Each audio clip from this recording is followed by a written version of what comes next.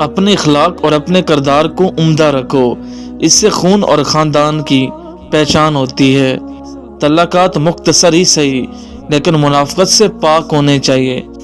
مرد کو عورت کے کردار کی اتنی فکر ہوتی ہے، اتنی فکر اپنے کردار کی کرے تو کتنی عورتیں بدکار کہلانے سے بچ جائیں گی۔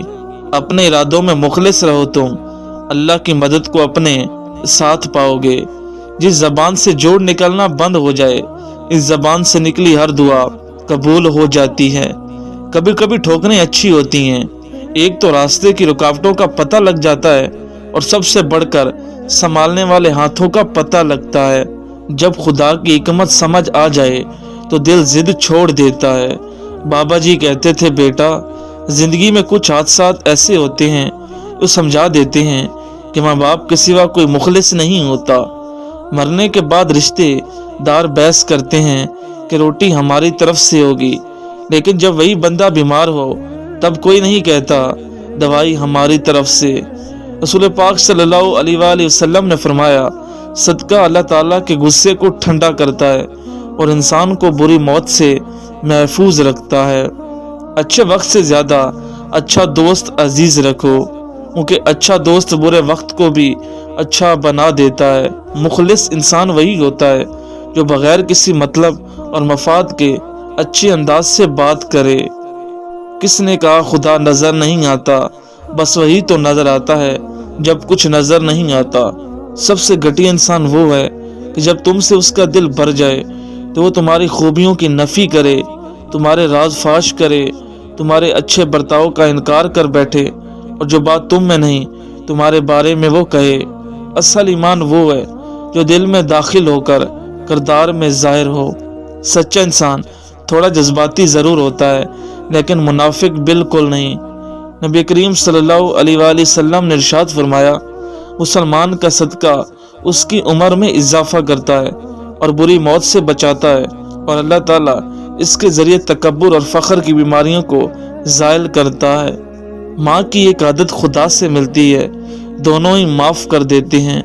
رسول پاک صلی اللہ علیہ وآلہ وسلم نے ارشاد فرمایا، بے شک رات میں ایک ایسی گھڑی ہے کہ اس وقت کوئی مسلمان شخص دنیا اور آخرت کی جو چیز بھی اللہ سے مانگتا ہے تو اللہ تعالیٰ اسے وہی چیز عطا فرما دیتا ہے، اور یہ رات ہوتا ہے جب موت کا وقت آ جاتا ہے تو ایک لمحے کی بھی مہلت نہیں ملتی۔ دعا کیجئے میرا اور آپ کا خاتمہ ایمان پر ہو۔ میرے مالک، رو رو کے بس یہی دعا مانگتا ہوں، اپنے سوا کسی کا محتاج نہ کرنا مجھ کو۔ سجدہ کرتے وقت یہ سوچا کرو کہ تم سے بڑا گنہگار اور اللہ سے بڑا مہربان کوئی نہیں ہے۔ اللہ ہر مسلمان کی حاجت کو پورا کرے۔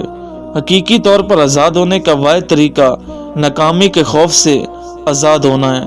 خوش رہنا چاہتے ہو تو یہ باتیں اپنی زندگی میں شامل کر لو۔ جو بات دل میں ہے اسے بولنے کی ہمت رکھو، اور جو بات کسی اور کے دل میں ہے اسے سمجھنے کی سمجھ رکھو۔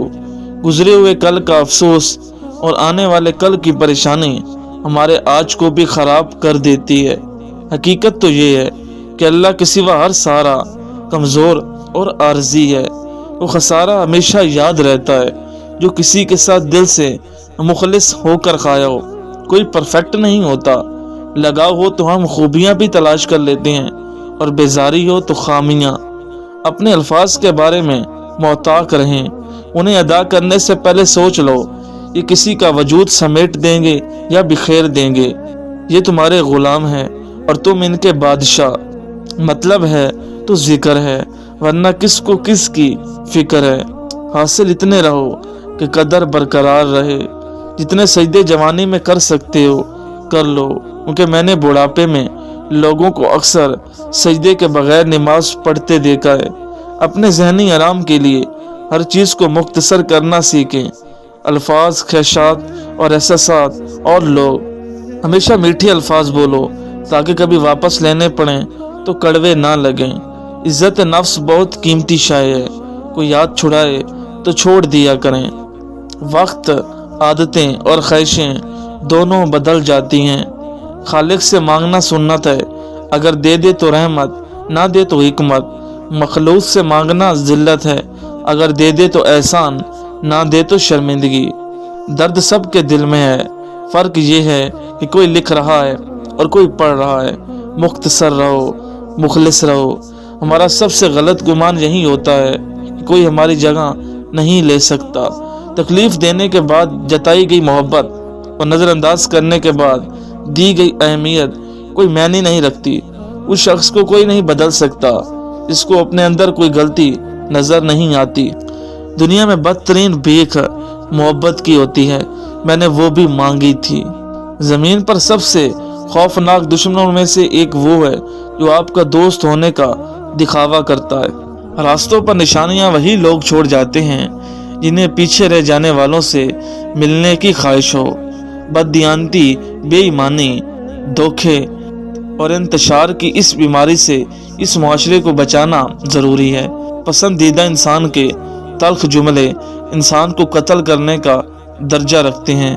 بعض اوقات تکلیف دہ چیزیں ہمیں وہ سبق سکھاتی ہیں جو ہمیں نہیں لگتا تھا کہ ہمیں جاننے کی ضرورت ہے۔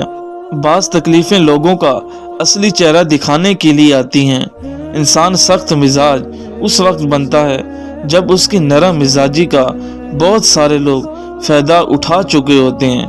خدا ہر ماں باپ کو اتنی عمر دے کہ وہ ساری خوشیوں کو دیکھ سکیں جو انہوں نے اپنی اولاد کے لیے مانگی ہیں۔ مایوس تو وہ ہوتے ہیں جن کے پاس کچھ نہیں ہوتا۔ تمہارے پاس تو بادشاہوں کا بادشاہ ہے، وہ جو بہترین مددگار ہے۔ سوشل میڈیا سچے مسلمانوں سے بھرا پڑا ہے، بس اللہ کے گھر ہی خالی ہیں۔ اس زمین میں کچھ بھی ہے فنا ہونے والا ہے۔ یادیں ہمیشہ خاص ہوتی ہیں، کبھی روتے ہوئے دنوں کو یاد کر کے ہنستے ہیں اور کبھی ہنسنے کے دنوں کو یاد کر کے روتے ہیں۔ یہی زندگی ہے۔ لوگوں کی باتوں سے غم زدہ مت ہو۔